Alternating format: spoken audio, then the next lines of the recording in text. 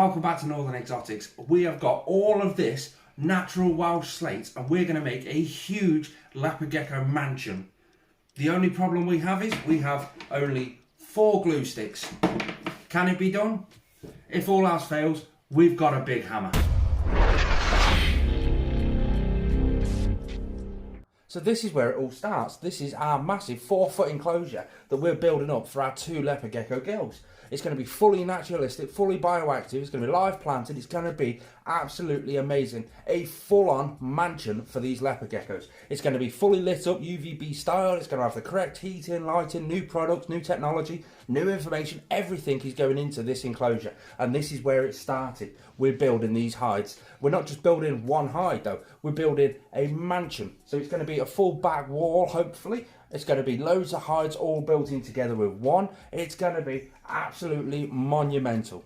But first, we need to measure how much space we've actually got in here to use and to utilise for these hides. We need to keep into consideration, I actually breed these females. So we want to keep the cold side, a bit of space on the cold side so that we can stick a lay box in there when it comes around to that type of season. But we've got our trusty tape measure. Back wall to the inside of this, we have got 44 centimetres, 119 centimetres. Remember that for me, 43 by 119. So what's my idea? We've got a lot of amazing rock here, loads of amazing bits with nooks and crannies. Check that out, that'll be coming in handy. I don't know whether to sit that on top of something and use a platform, I don't know. We're gonna basically fudge away some bits here. And it's all come from different places. The majority of it came from the Welsh mountains after a drive with the missus. We've got this amazing dead flat slab piece, and I'm thinking, right, I'm thinking we could put bits on the floor, sit that on the top, and then put more hides on the top of here. I don't know, we're gonna bodge our way through it and just see what we come up with. But the majority came from the Welsh mountains, some bits came locally, I found them lying around, I've got them, but how did I prepare these? Well, that was done quite easily, you see. What we did was basically just submerged everything underwater. Loads of little bugs and little bits of detritus and whatever just come floating off it, and then we drained all that water away, then we filled up the bath again, then we've done it again and again. We filled up the bath about 6 or 7 times until it virtually ran clear. It's not going to be perfect, but until it virtually ran clear. And then we took to it with a scrubbing brush, the Mrs. Toothbrush, and basically just got some of the rougher stuff off. With rock, you're not really too worried about what's on it, as long as it's not poisonous for your animals. What we're doing here is just basically marking out a corner piece on the table so that we can have an idea of what the corner looks like inside the actual enclosure. That's the idea anyway. So we can work on this various space. Now, we can work on this various space through just basically looking at this. But if we take that away, that's the corner of the actual enclosure. So now we can start working on putting various rocks in various locations, put this big flat piece on the top of it, and just start looking at where things are going to go, how it's going to work, all that sort of stuff, and start basically gluing stuff in place. I have found some instant nails, some no nails, if we do run out of glue sticks, because that's the worst possible thing ever. We can't exactly go out and find glue sticks now. We're in lockdown. That's not an essential product for us to get. Go figure. Now this piece has got a bit of an angle on it.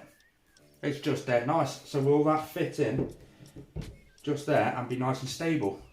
It is stable. What's this big chunky piece over here? Could that go there? See, that's the problem with natural rock, is it's a bit unstable. You don't want to use something that's too unstable. Yeah, it might be... Oh, wait there. There we go. Now, can that attract in just like that? Can they hold this up yet? No. See how it's wobbly? So no. So what we're going to do instead? Well, what I'm tempted to do is just to swap them around. Just like that. Let's move that one to there like that. Just see what happens. You never know. No. Still too heavy. So what I need is something under this corner, something under this corner. What about if I move this piece up here? It's a bit better, but not perfect by any means. So what are we going to do? Well, bin that piece off. This piece has got a nice big flat surface on the top, so I want to keep it there. But can I use this on an angle of some description?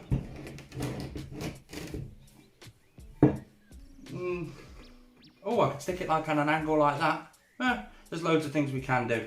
Changed up the planning a little bit. That was a bit too tricky. I'm a simple guy. That was too tricky. So I've got the flat piece down and I figured I'm going to start building up the top of this and then do the underneath of this. Because I want to make it all, I want to be able to take it all apart if needed. So that's what I'm going to do first. So I've got the flat piece. This is going to be the higher height. And I want to use this amazing piece here with the big crevice in.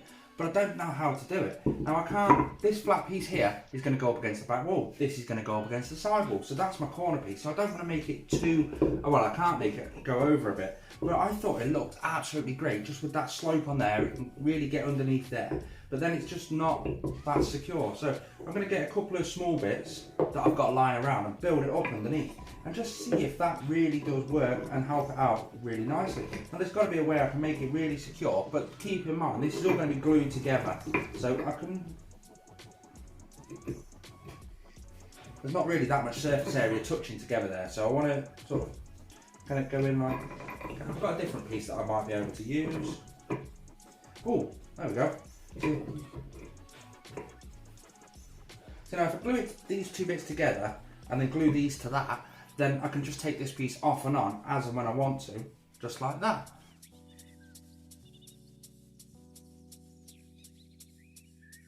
Benefits of using natural slate as a basking spot. I'll set this back up so you can see what it's actually like that. So you've got a big basking area just up here, you've got a basking area down here, they've got a little spot just there. There's going to be other bits and bobs kicking around, some steps going up to it, some bits and bobs. But why natural rock and why this colour? Well, a multitude of reasons. One, it's natural. Granted, Welsh slate is not natural to an Afghanistan leopard gecko. Agreed. But there's loads of benefits. The wavelengths coming into it and going out of it are different. You've got long wave light coming into it. It bounces, reflects off this, gets absorbed into this and gets reflected off as a short wave, which is what they'd have in the wild, which is what we don't have with an artificial interior inside our enclosures. Those short wave wavelengths and the long wave wavelengths all benefit the animal somehow. One, the short wave heat coming off it could be belly heat. The long wave coming in, heat off the top. There's loads of ways. The darker colour can absorb much more heat than the actual light coloured ones. It's got a dark den underneath it, which is all natural. This will help trim the claws down. It'll help just everything. Climbing up here will help their muscles in their chest. It's just so many benefits to using natural products than artificial products. So where you can, use natural products, just use them safe. You can have a look in all of my enclosures back here. They've all got natural products in, whether it be natural branches, rocks. When I did get all this big haul of rocks, I did get an awful lot of bigger pieces as well. I've smashed a few of them up to get a few small pieces here, but the rest of them went in with Hugo, my Savannah monitor. Go and check him out. I mean, his enclosure, you can see he's got a couple there. He's always leaning over and basking on top of one of the slate rocks, and that's because the slate rocks will absorb a lot more heat than the lighter coloured rocks underneath his basking spot. But the glue gun has started dripping out glue, so let's take this apart. I want this one piece here to be movable, so I can move it if I want to. This piece, I'm going to take that off there. The glue gun doesn't come that far over. So I'm going to remember where that went, just there, and it's all on this surface area here where it actually touches. So I'm going to get loads, and I mean I'm going to put loads on there, just because I want it to be extra secure, all the way down there, around there, up there, right onto that point just there, right down to that point just there, and just drop this back on to how it was. I can feel it compressing down nicely, and I'm going to leave that there for a good 10 minutes to heat that up. Then I'm going to glue this bottom one. Well, I'm going to try the big piece back on top, then I'm going to glue the bottom one to the actual slate. So this is the side we're going to actually be seeing, and as you can tell down there, we've got some glue still showing. This does dry white, so what I've got is a little bit of substrate, and while it's still heating up, I'm going to make a line of it just out here, just off it, and then basically I'm going to force it into the glue so the outside face of the glue can't actually be seen. It's just a lovely little top tip, and there we go. Push it in nice and gently. get it right in the nooks and crannies, put some weight on the top so that you don't actually move it, and then when that's dry you can basically just tip that up and all the excess will come off, but it looks a hell of a lot more natural than what it would do if it was just white glow. Have you enjoyed the video so far? Why not hit the thumbs up button? It really does help YouTube push this video out loads. And if you're new around here, why not subscribe? We're always doing videos like this. There it is, that's that one, nice and secured and solid. Those two little pieces are solid in there. We can still take the top off if we need to get into the hide to see the animals, to do anything with the animals or whatever. But that is absolutely great. You can see you've got a couple of little escape routes inside if they need to.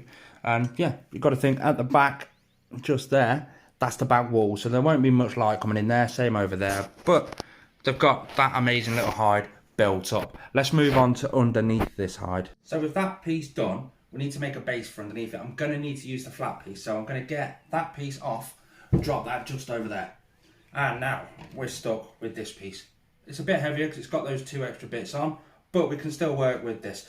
So again, if we need to get into the bottom hides, we need to be able to get this off. So this won't be glued to them, but this is the shape of what we actually have. So I was thinking, this is the big heavy bit. We have to take into consideration these are going to be sat on the floor of the actual enclosure. So the substrate will come up here quite a way. So I'm thinking of just doing a couple of little entry holes for them to actually get in, but then they can dig and burrow and just portray some natural behaviours, so to speak. So we've got this piece.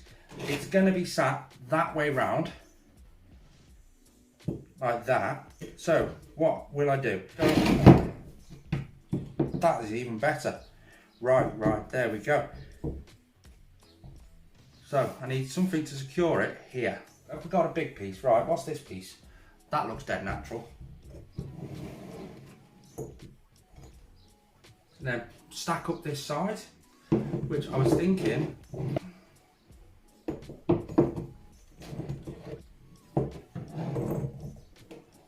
right then, next piece. Oh, and that's got a nice bit of fruition just there.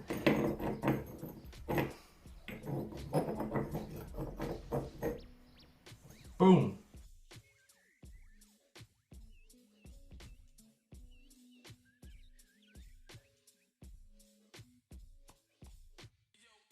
So I really like that. Again, keeping in mind, there's going to be a fairly deep layer of substrate around this. So it's not going to be dead tall. It's not going to be anything like that.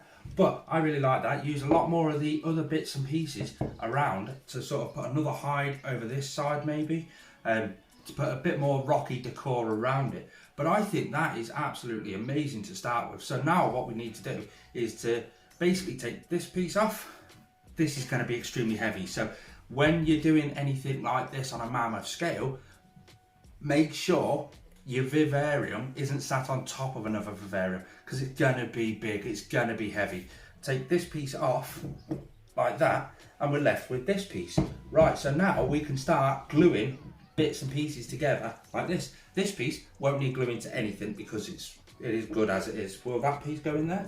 Yeah, actually I'm going to drop that piece in there just to help secure that corner piece together.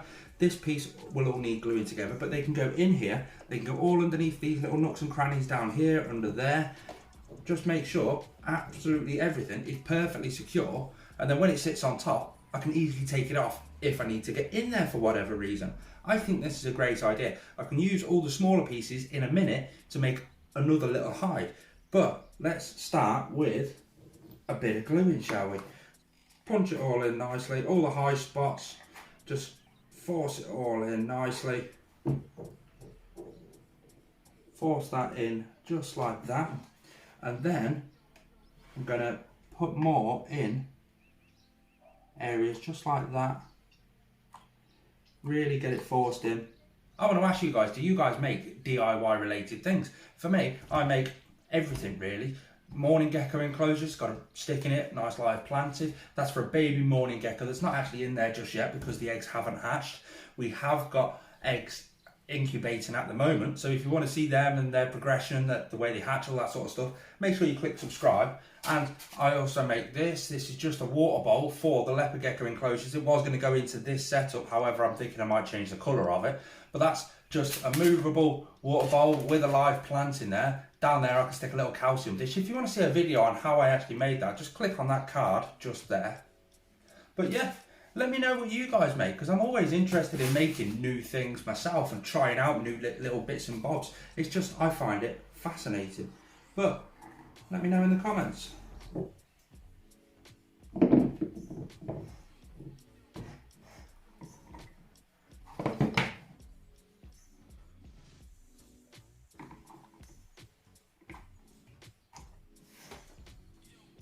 Once it's all done and dusted, it's glued as much as I can physically glue it on the table. It's time to clean up the table and get it into the enclosure and start putting it in place. Some bits may need to be taken apart, some bits may need to be re-glued, some bits may need to be refastened when they're actually in situation, and just go from there and see what happens.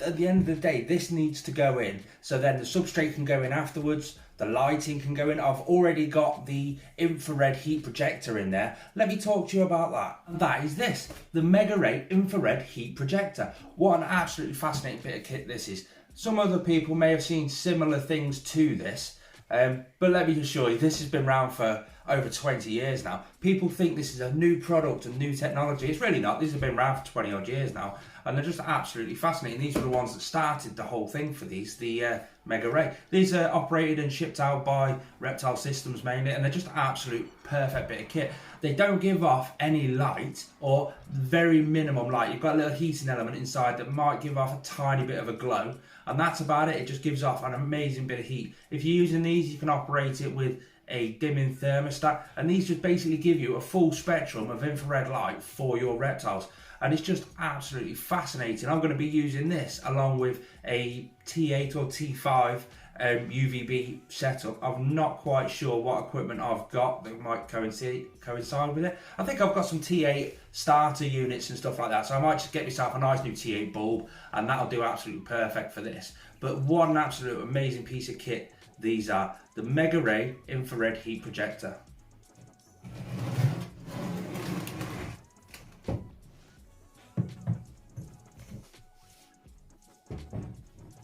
So we're over here now on the hot side. The majority is put in place. I have actually added a few extra little pieces in, which I've just got to glue in now.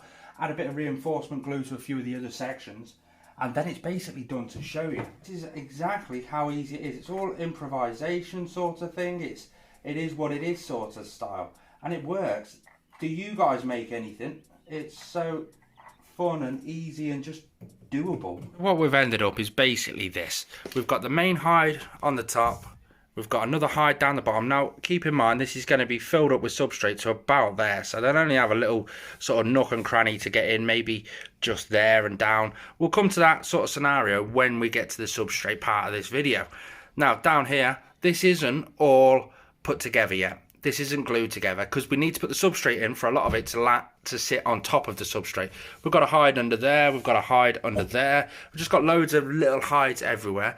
We've got the deep heat projector just sat up there. That's going to be heating up that surface and all underneath the rocks. So what we've done, we've just dropped Millie in there. We've dropped on the infrared heat projector. As you can tell, virtually no light coming out of that. And we're just basically going to see how she reacts to this. Obviously, it's not finished in the slightest. I've got a bit of glue down there and I still need to cover up, just like I did with that piece there. And we're just basically going to see how she reacts. She seems to be loving it. She's just running around with her tongue out, checking out the Jacob's gland, just having a smell around basically. And we'll just let her play. Now, down that corner there is where I'm going to be putting the lay box, because I will need to do full rock work over there as well.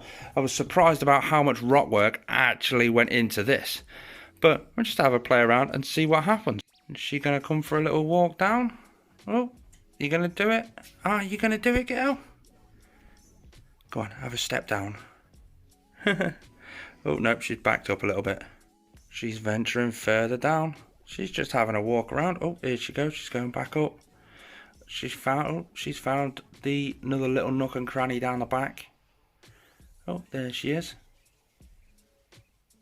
Absolutely fascinating to watch her just wander around. learn to noose her out straight into the hide. And she's looking like she's trying to get out that other side, so it's just interesting to see what she's going to do. Oh, here she comes.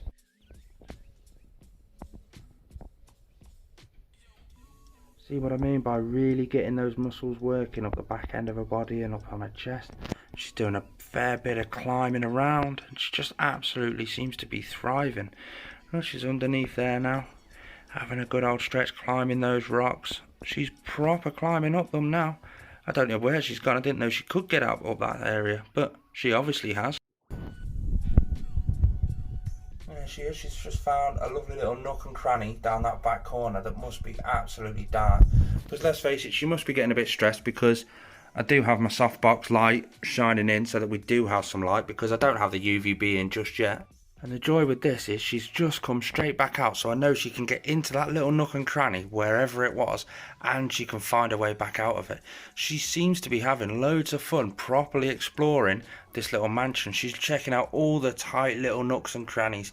Now again, you have to realise that there will be substrate in the bottom of this. Look at that, that is absolutely amazing. Thanks for tuning in, guys. I really appreciate each and every one of you guys. If you've stayed to this point, to the end, make sure you stick it in the comments down below. Let me know that you watched it till the end. I'm fascinated to see the names of people who do actually watch it to the end. If you want to know more information about these Reptile Systems products, I actually do an awful lot of video editing and production sort of work on their YouTube channel. If you want to go over and see that, just click on that one just there, and that'll take you straight through to their YouTube channel. If you want to see more DIY or the Leopard Gecko enclosure build, progress, the morning gecko eggs, the leopard, anything. If you want to see anything to do with me, Northern Exotics, this channel, absolutely anything to do reptile related, make sure you do hit that subscribe button, hit the notification bell and click on all so that you get notified when I do upload a video. Once again, guys, thanks for hitting the thumbs up, thanks for subscribing, thanks for absolutely everything. You're all amazing.